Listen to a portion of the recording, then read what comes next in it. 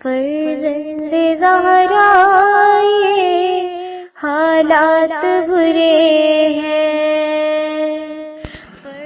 کاشانہ بصیرت ایک ایسا مکمل یوٹیوب چینل جس پر محروم بصارت کے لیے بالخصوص اور تمام افراد کے لیے بالعموم سینکڑوں کی تعداد میں اسلامی کتب دستیاب ہیں۔ لہذا گزارش ہے کہ آپ اپنی ذمہ داری نبھاتے ہوئے کاشانہ بصیرت کو سبسکرائب کرنے کے ساتھ ساتھ بیل آئیکن کو پریس کیجیے تاکہ آپ علم کے حصول کے ساتھ ساتھ مذہب اہل بیت کی اشاعت میں بھی اہم کردار ادا کرتے رہیں۔ کاشانہ بصیرت۔ فرزند زہرا یہ حالات برے ہیں۔ اعوذ باللہ من الشیطان الرجیم، بسم اللہ الرحمن الرحیم۔ رب اشرح لی صدری ویسر لی امری واحلل عقدۃ من لسانی یفقہوا قولی۔ اللہم صلی علی محمد وآل محمد وعجل فرجہم۔ کاشانہ بصیرت کے انتہائی محترم اور معزز سامعین کرام، السلام علیکم ورحمۃ اللہ وبرکاتہ۔ امید ہے کہ آپ سب خیریت سے ہیں۔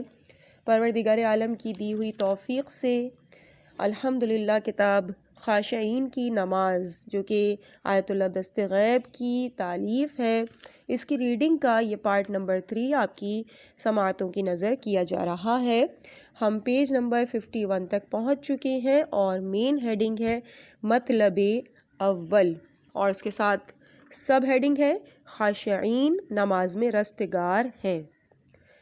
اس مطلب میں ان دلیلوں کا ذکر کیا جائے گا جو نماز میں حضور قلب سے متعلق ہیں، اور جن کا مطلب یہ ہے کہ حتماً نماز اطمینان قلب اور خضوع و خشوع سے پڑھنی چاہیے۔ اسی طرح یہاں حضور قلب کی فضیلت اور حضور قلب کی وجہ سے قبولیت نماز کا مؤثر ہونا حضور قلب سے کیوں کر مربوط ہے، بلکہ حکم عقل بھی اس پر شاہد ہے۔ ہیڈنگ ہے آیات قرآنی۔ نمبر 1، یقیناً وہ مومنین نجات یافتہ ہیں جو اپنی نماز میں خدا سے ڈرتے ہیں اور اس کے حضور میں خشوع و خضوع کا اظہار کرتے ہیں۔ سورہ مومنون کی آیت نمبر 1 اور 2۔ اس آیت کے موجب نماز میں خشوع کرنے والے مومنین کی رستگاری کا ذکر ہے، اور حضور قلب کے بغیر خشوع ممکن نہیں ہے۔ نمبر 2، نماز کو میری یاد کے لیے قائم کرو، سورہ طٰہٰ آیت نمبر 12۔ اور ظاہر ہے کہ ذکر کی ضد غفلت ہے۔ جو شخص پوری نماز میں غافل و بے خبر رہے گا، اس کے لیے کیوں کر کہا جا سکتا ہے کہ پروردگار کے ذکر کے لیے نماز قائم کی ہے۔ اور حکم بالا کی اطاعت کہاں ہوئی؟ خدا نے غفلت سے روکا ہے اور صریحاً کہا ہے غفلت کرنے والوں میں سے مت ہو جاؤ، یعنی سورہ اعراف کی آیت نمبر 205۔ نمبر 3، بے خبری کی حالت میں نماز پڑھنے سے صریحی طور پر روکا گیا ہے۔ ارشاد ہے مستی کی حالت میں نماز کے قریب بھی نہ جاؤ جب تک تم کو یہ احساس نہ ہو کہ کیا کہہ رہے ہو۔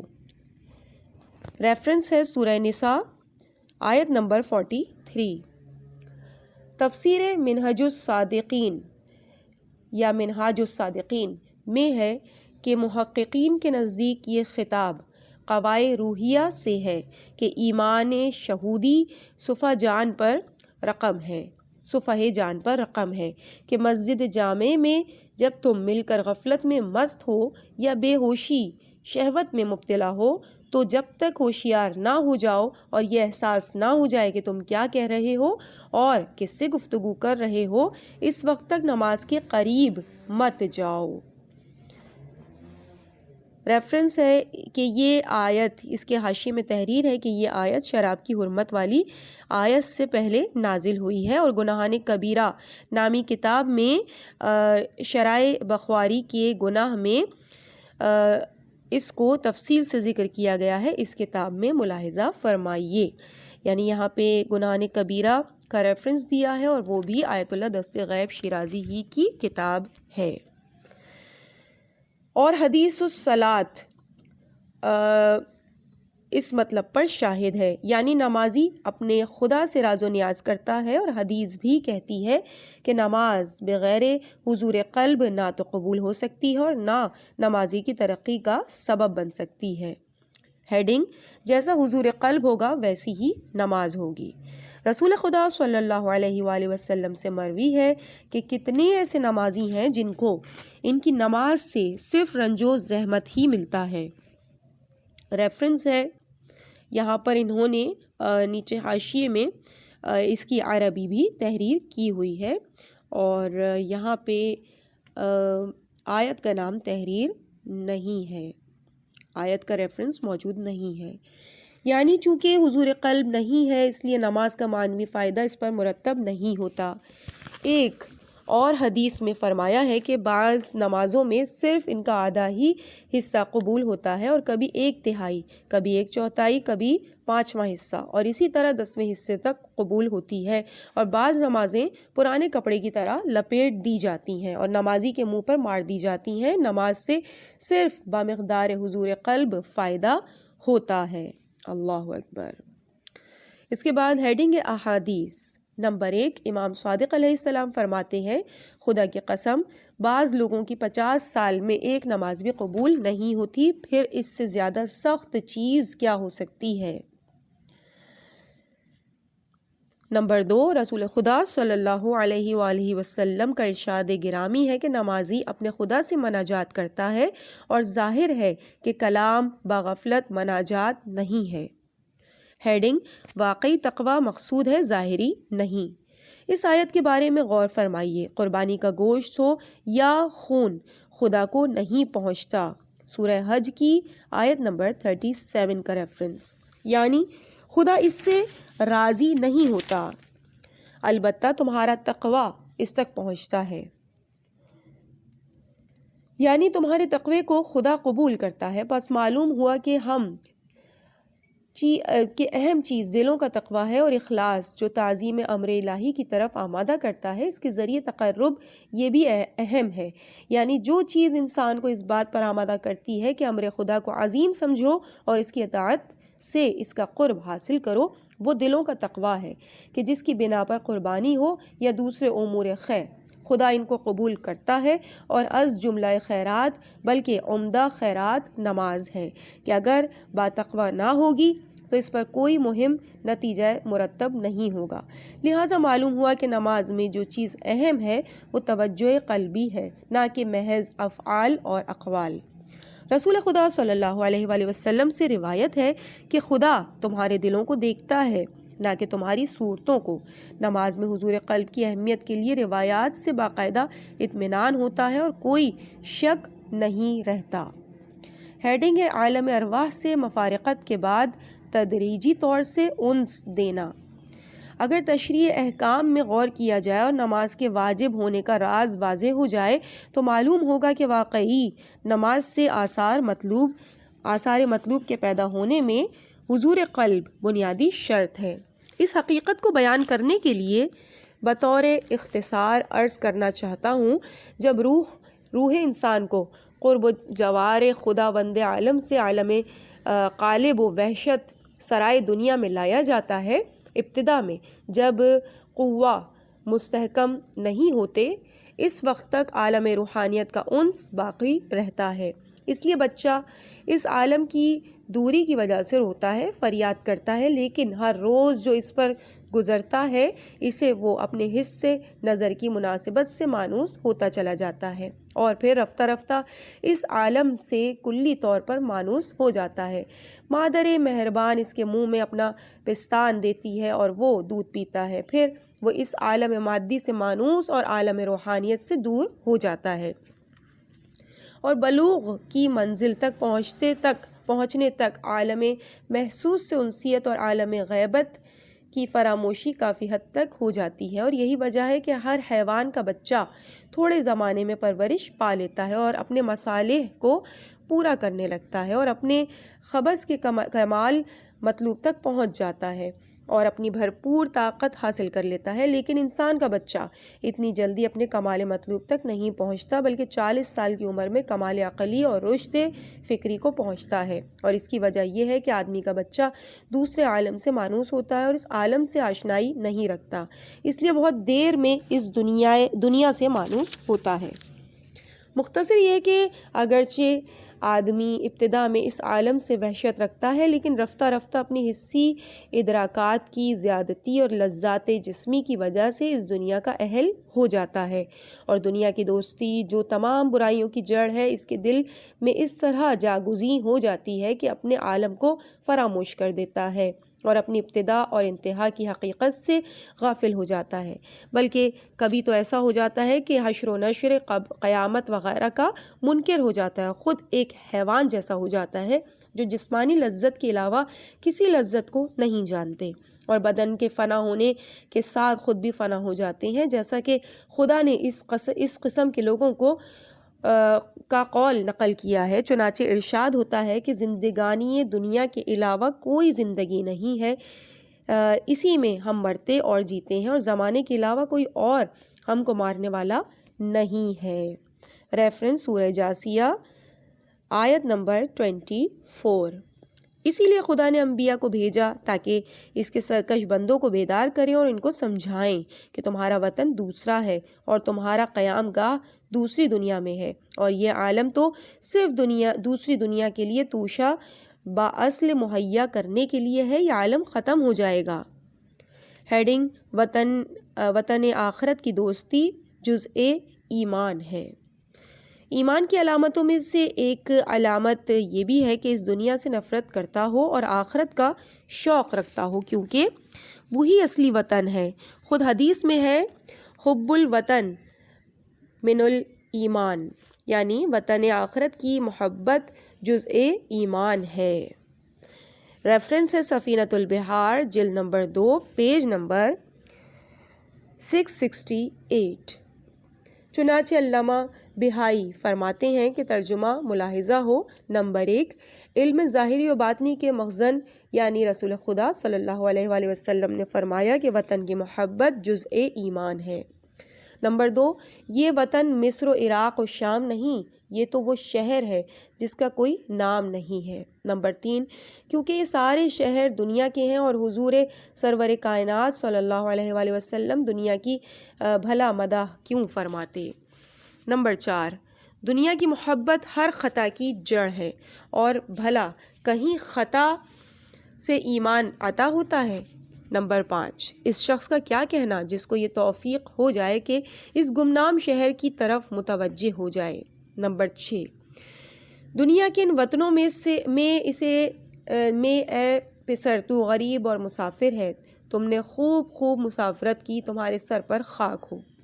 اگر آخرت کی دوستی دل میں پیدا ہو تو یہ عین ایمان ہے، اور اگر اس کے برعکس دل دنیا میں لگائے تو بے ایمانی ہے، جیسا کہ خداوند عالم نے بلعام باعور کے سلسلے میں فرمایا کہ اس نے زمین میں وابستگی کی اور اس سے چمٹ کے رہ گیا، یعنی مادی دنیا میں بھرپور ڈوب گیا اور خواہش نفس کی پیروی کی۔ ریفرنس سورہ اعراف یعنی 7واں سورہ، اس کی آیت نمبر 176۔ عموماً انسان پر دن رات کی جو گھڑیاں گزرتی ہیں دنیا کی طرف میلان اور آخرت کی طرف سے غفلت بڑھتی جاتی ہے، اور اس کا نتیجہ یہ ہوتا ہے کہ دل کا زنگ اور زیادہ ہو جاتا ہے۔ اس لیے خدائے مہربان نے اپنے محترم انبیاء کے ذریعے ایک معجون بھیجا جس کے استعمال سے دل کا زنگ دور ہو جاتا ہے اور نور معرفت و ایمان دل میں تابندہ رہے، اور دل اپنے تمام امراض خصوصاً غفلت سے شفا حاصل کرے، اور وہ معجون نماز ہے جو افعال، اقوال، مشروط ظاہری، شروط باطنی سے مرکب ہے، جس کو ہم انشاءاللہ تفصیلاً بیان کریں گے۔ اور ظاہر ہے کہ نماز کا اصلی فائدہ حضور قلب کے بغیر حاصل نہیں ہو سکتا۔ ہیڈنگ حضور قلب نہ ہونے کے لیے شیطان جال بچھاتا ہے۔ شیطان کے منجملہ جالوں میں ایک جال یہ بھی ہے کہ وہ نمازیوں کے دل میں یہ خیال پیدا کر دیتا ہے کہ نماز میں حضور قلب واجب نہیں ہے، اور جن فقہا کی تقلید ہم پر واجب ہے انہوں نے بھی اپنے اپنے رسالہ عملیہ میں اس کے وجوب کا فتویٰ نہیں دیا ہے، اس لیے نہ اس کے اہتمام کی ضرورت ہے اور نہ حاصل کرنے کی ضرورت ہے۔ حالانکہ اس بات کی طرف متوجہ رہنا چاہیے کہ فقہائے کرام نے نماز میں معتبر شرائط کی 2 قسمیں بیان کی ہیں۔ پہلی قسم سے مراد وہ شرائط ہیں جو نماز کی صحت میں معتبر ہیں، یعنی شرائط کا ہونا ضروری ہے تاکہ دوبارہ پڑھنے کی، یعنی وقت کے اندر اور خارج وقت میں قضا ضرورت نہ ہو، اور اگر ان شرائط کا لحاظ نہ رکھا جائے تو نماز باطل ہو جائے اور موجب عطاب ہوگی، یعنی رسالہ ہائے عملیہ میں ذکر شدہ فروعات کے ساتھ جیسے حدیث و خبث سے طہارت وغیرہ وغیرہ۔ ہیڈنگ ہے شرائط کمال، اور دوسری قسم سے مراد وہ شرائط ہیں کہ جو نماز کی قبولیت و کمال کے لیے معتبر ہیں تاکہ وہ ذخیرہ آخرت بن سکے، جیسے حضور قلب کی نماز چاہے کتنی ہی صحیح ہو مگر نماز کا جو واقعی فائدہ ہے وہ اس کو حاصل نہیں ہوگا، یعنی اس کو ثواب ہی نہیں ملے گا چاہے جائے کہ وہ نماز سبب تقرب بن سکے۔ ہیڈنگ ہے سوال و جواب۔ اگر حضور قلب کی اتنی ہی زیادہ اہمیت ہے تو اس کو شرائط صحت نماز میں کیوں نہیں قرار دیا گیا تاکہ نمازی مجبور ہو کہ اس پر عمل کرتا؟ اس کا جواب یہ ہے کہ اگر حضور قلب کو تمام حالات نماز میں واجب قرار دیا جاتا اور اس کو شرائط صحت میں شمار کیا جاتا تو اکثر حضرات کے لیے موجب اثر و حرج ہوتا، اور یہ واقعی بات ہے کہ باعث زحمت ہو جاتا اور لوگ کسی طرح بری الذمہ نہ ہو پاتے، بلکہ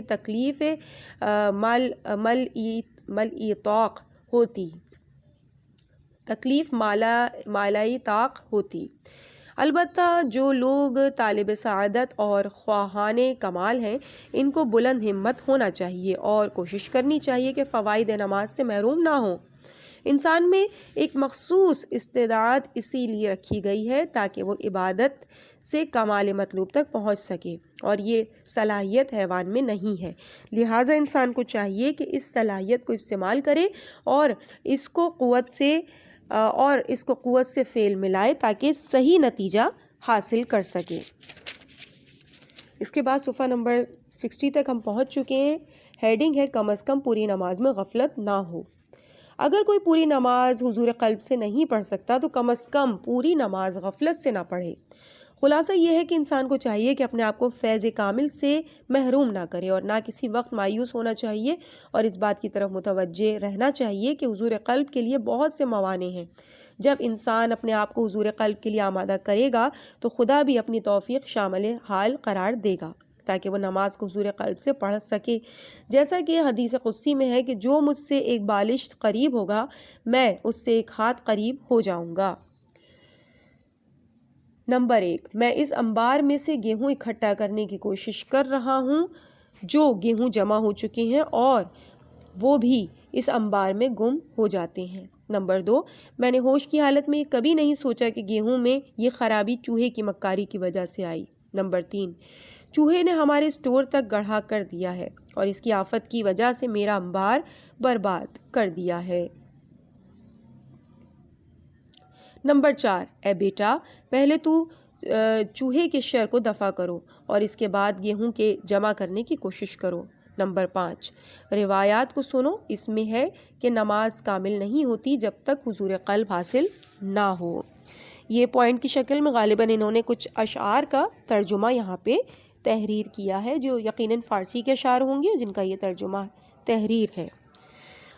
اس کے بعد پیج نمبر 61 پہ اگلی مین ہیڈنگ کا آغاز ہو رہا ہے، مطلب دوم۔ عبادات میں حضور قلب سے کیا مراد ہے اور اس کے تحصیل کا کیا فائدہ ہے؟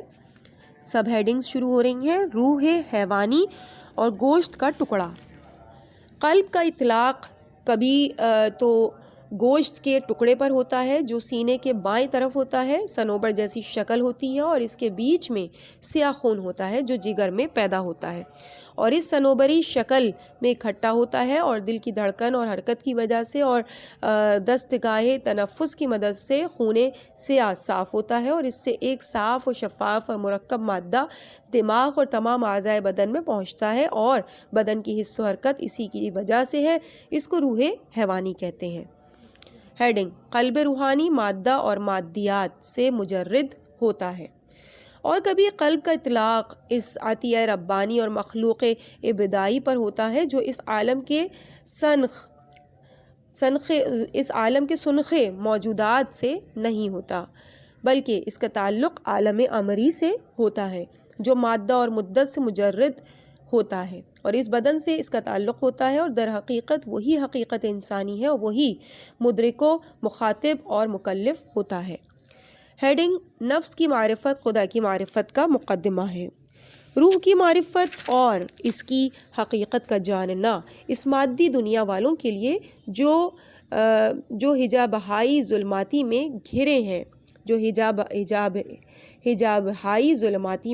گھرے ہیں نہایت مشکل اور محال ہے۔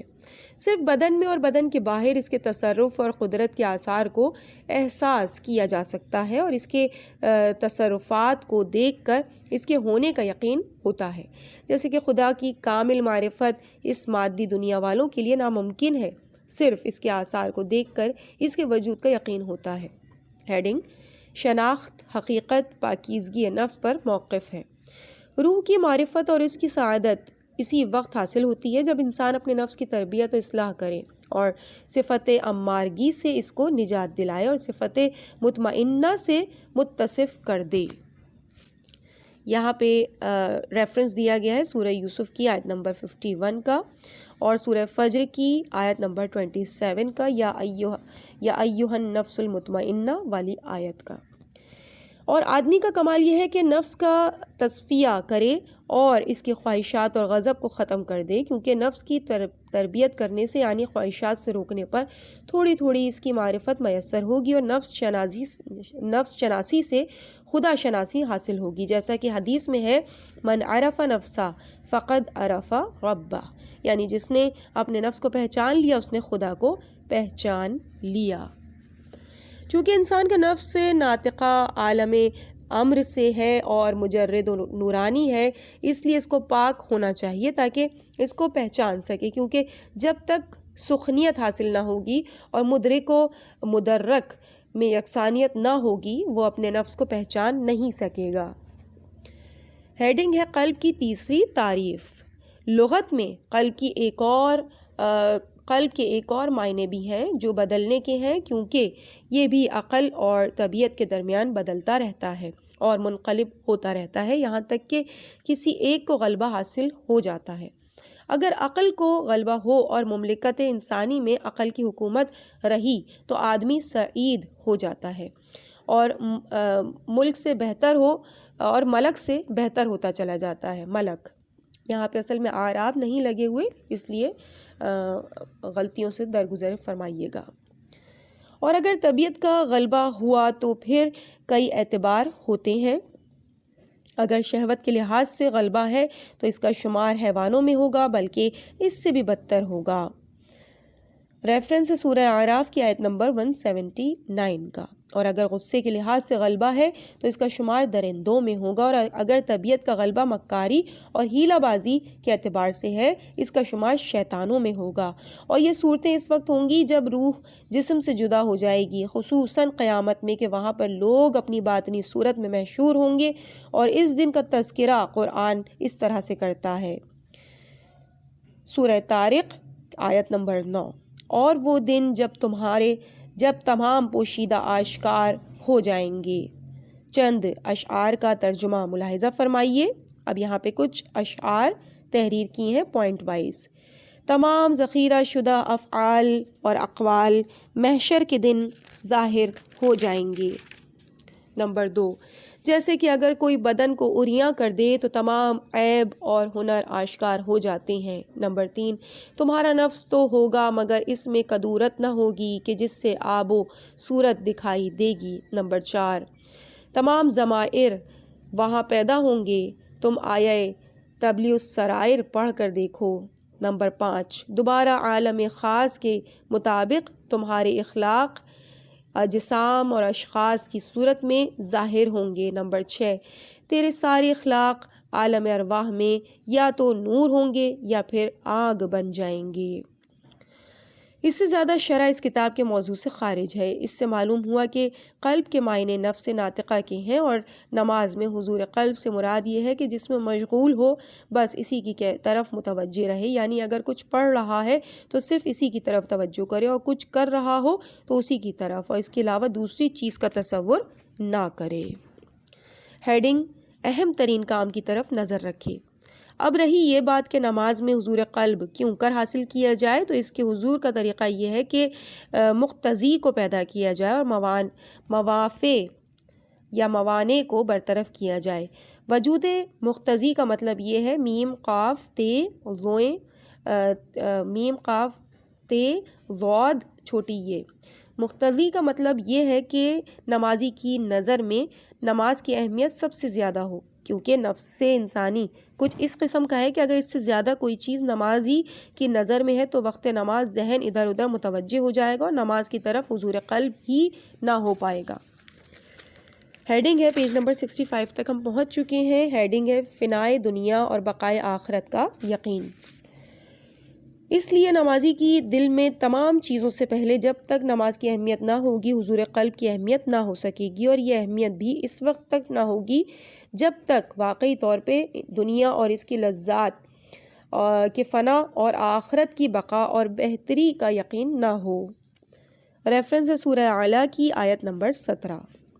اور یہ بھی یقین ہو کہ ثواب باقی کے حصول کا ذریعہ نماز سے بڑھ کر کوئی چیز نہیں ہے، کیونکہ یہی وہ چیز ہے کہ اگر قبول ہو گئی تو تمام اعمال قبول ہوں گے، اور اگر یہ رد ہو گئی تو تمام اعمال مردود ہو جائیں گے۔ اور یہی وجہ ہے کہ نماز اور حضور قلب کے سلسلے میں ہر شخص برابر نہیں ہے، اور نہ ہی نتیجے میں سب برابر ہیں، بلکہ یہ ہے کہ کس کا ایمان دنیا اور آخرت پر کس قدر ہے، اور دنیا سے کس کا رشتہ کتنا کم اور آخرت سے کتنا زیادہ ہے، اسی لحاظ سے ثواب کا مستحق ہوگا۔ خلاصہ مطلب یہ ہے کہ ضدین کی محبت محال ہے، اور خدا نے ایک سینے میں دو دل نہیں پیدا کیے۔ یہاں پر ریفرنس ہے سورہ احزاب جو کہ سورہ نمبر 23 ہے، اس کی آیت نمبر 2، سورہ احزاب کی آیت نمبر 2۔ یعنی خدا نے ایک سینے میں دو دل پیدا نہیں کیے، یعنی آدمی یا تو دنیا سے قریب ہو یا پھر آخرت سے، جس سے جتنا زیادہ قریب ہوگا اسی قدر دوسرے سے دور ہوگا، اور اسی لحاظ سے نتیجہ ہوگا۔ اگلی ہیڈنگ ہے دنیا کا چاہنے والا عبادت سے لذت نہیں اٹھا سکتا۔ جناب عیسیٰ ابن مریم علیہ السلام فرماتے ہیں کہ میں تم سے سچ کہتا ہوں کہ جس طرح بیمار آدمی لذیذ اور پاکیزہ غذاؤں سے لذت نہیں اٹھا سکتا کیونکہ شدت درد میں مبتلا رہتا ہے، اسی طرح دنیا سے محبت کرنے والا عبادت سے لذت نہیں اٹھا سکتا۔ نیز فرماتے ہیں کہ کوئی بھی خادم دو خدا کی خدمت گزاری نہیں کر سکتا، بلکہ کسی ایک کو منتخب کرنا ہوگا، اسی طرح خدا کی دوستی اور دنیا کی دوستی تم میں جمع نہیں ہو سکتی۔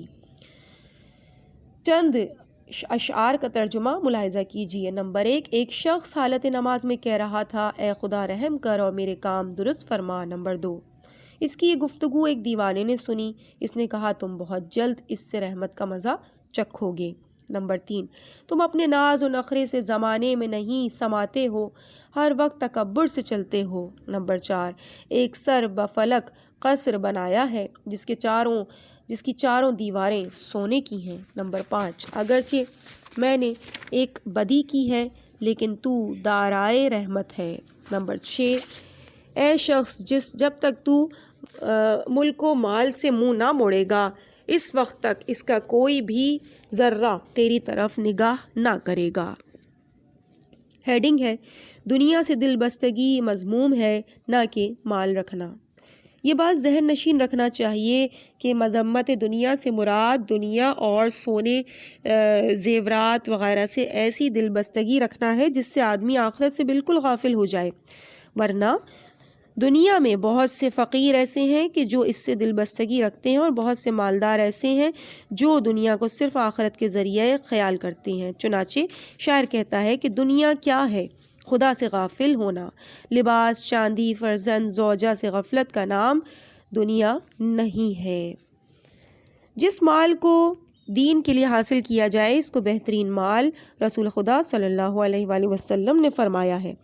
اگر کشتی میں پانی پہنچ جائے تو ہلاکت کا سبب ہے، اور کشتی سے باہر پشتے کا کام دیتا ہے۔ چونکہ جناب سلیمان نے ملک و مال کی محبت اپنے دل سے نکال دی تھی، اس لیے وہ اپنے آپ کو فقیر کہتے تھے۔ انشاءاللہ اس کتاب کے آخر میں اس نقطے کی طرف اشارہ کروں گا۔ ہیڈنگ: دنیا سے بیزاری کا طریقہ۔ میں کیا کروں جس سے دنیا کی دوستی اور خدا سے غفلت، یہ دونوں باتیں اپنے دل سے نکال سکوں؟ اس کا جواب تو بہت آسان ہے، مگر عمل کرنا بہت مشکل ہے۔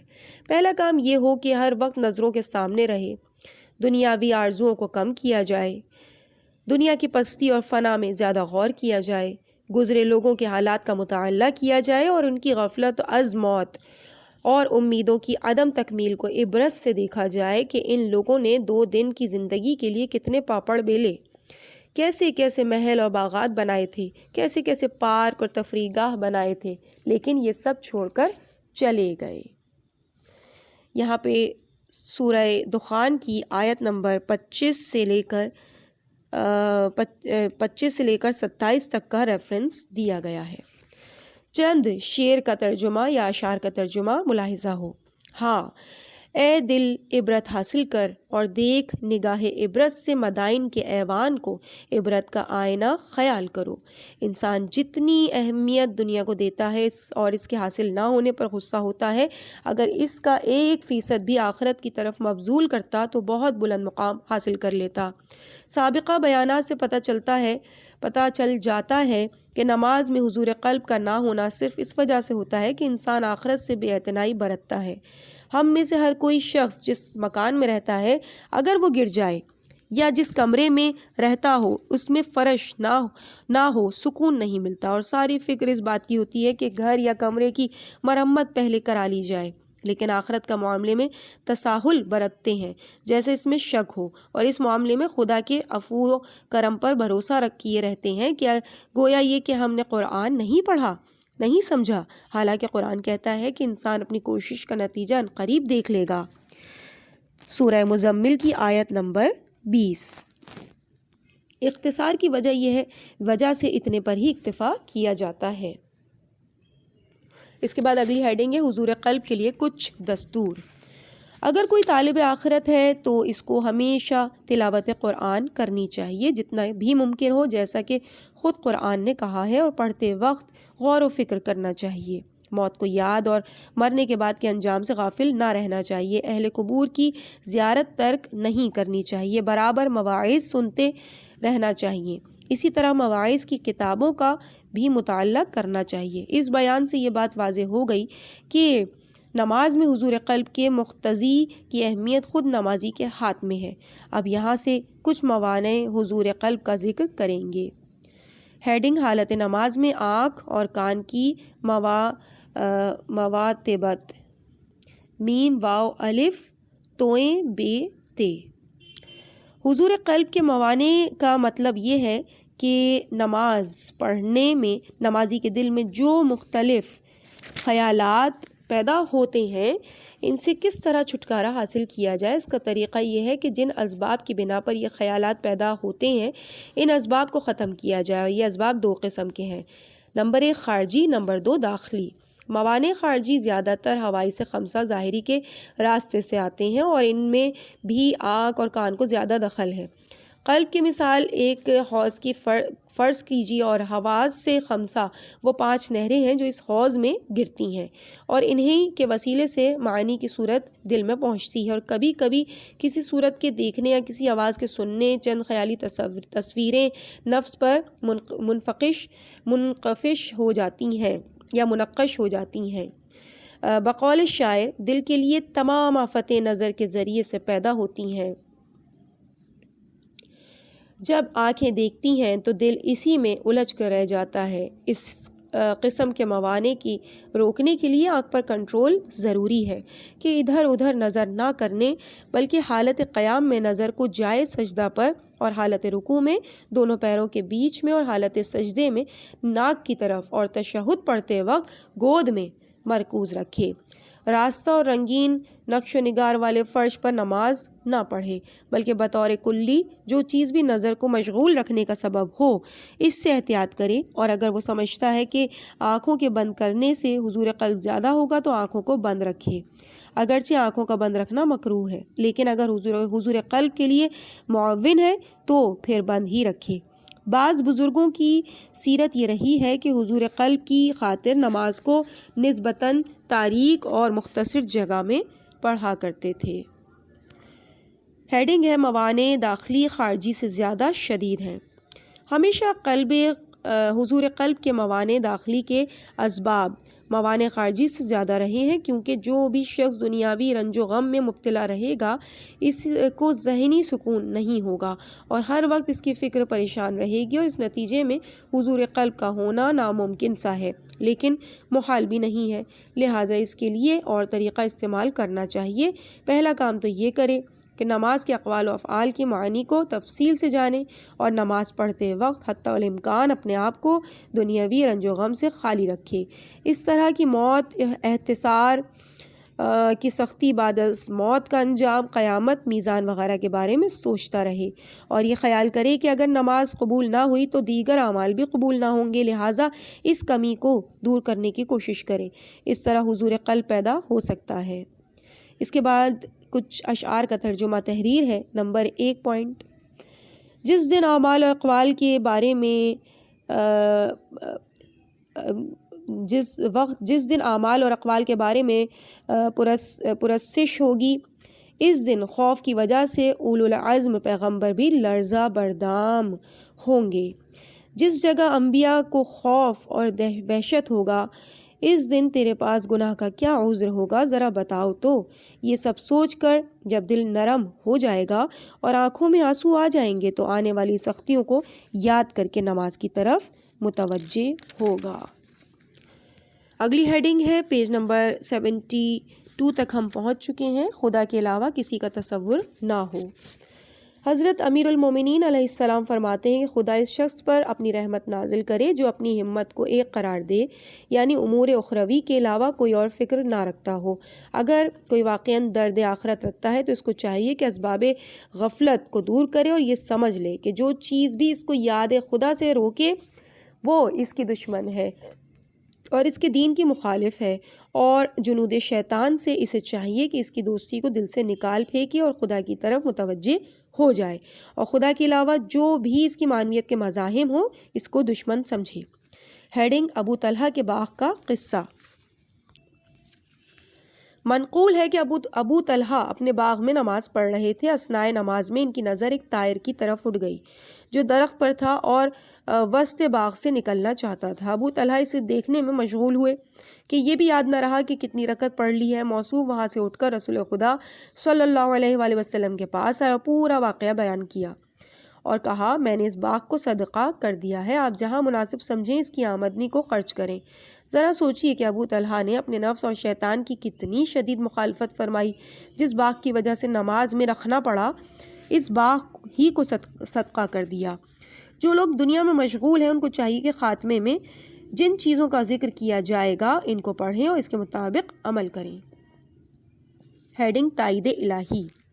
حضور قلب کے موانع ظاہری و باطنی کے دور کرنے میں ہر شخص کو اپنی طاقت بھر کوشش کرنی چاہیے، اور اگر کسی نے ایسا کیا تو اس نے خدا کی مدد کی اور توفیق دے گا، اور باب ہائے رحمت کو اگر کسی نے ایسا کیا تو خدا اس کی مدد کرے گا اور توفیق دے گا اور باب ہائے رحمت کو اس کے لیے کھول دے گا، اور اس نے خود ہی قرآن میں وعدہ فرمایا ہے کہ جو لوگ میری راہ کے لیے کوشش کرتے ہیں ہم یقینی طور پر اپنی راہ ان کو بتاتے ہیں، اور یقیناً خدا نیکوکاروں کے ساتھ ہے۔ سورہ عنکبوت کی آیت نمبر 69، اور یہاں پہ پیج نمبر 73 مکمل ہوا۔ اس کے بعد پیج نمبر 74 خالی ہے اور پیج نمبر 75 سے مطلب سوم کا آغاز ہوگا جو انشاءاللہ ہم آپ کے سامنے پارٹ نمبر 4 میں انشاءاللہ کنٹینیو کریں گے۔ یہ بہت مختصر لیکن انتہائی جامع ترین کتاب ہے، اور اس کتاب کو الحمدللہ ہم نے ہاف کمپلیٹ کر لیا ہے، یعنی اس کے 6 پارٹس ہوں گے تقریباً، اور ہم نے 3 پارٹس مکمل کر لیے ہیں، اور ہماری ڈسٹریبیوشن کچھ اس طرح سے ہے کہ ہم تقریباً 25 صفحات ایک پارٹ میں آپ کے سامنے پیش کر رہے ہیں۔ تو یہاں پہ ہم تقریباً 75 صفحے تک پہنچ چکے ہیں، اگلا پارٹ 75ویں صفحے سے شروع ہوگا، اور ٹوٹل اس کتاب کے 150 صفحات ہیں۔ تو انشاءاللہ تعالیٰ پروردگار ہم سب کو توفیق دے کہ ہم اپنی نمازوں کی اصلاح کر سکیں، اور حقیقتاً خشوع و خضوع کے ساتھ اور حضور قلب کے ساتھ ویسے ہی نماز کو ادا کر سکیں جیسا کہ اس کو ادا کرنے کا حق ہے۔ مجھے اپنی دعاؤں میں یاد رکھیے گا۔ والسلام علیکم ورحمۃ اللہ وبرکاتہ۔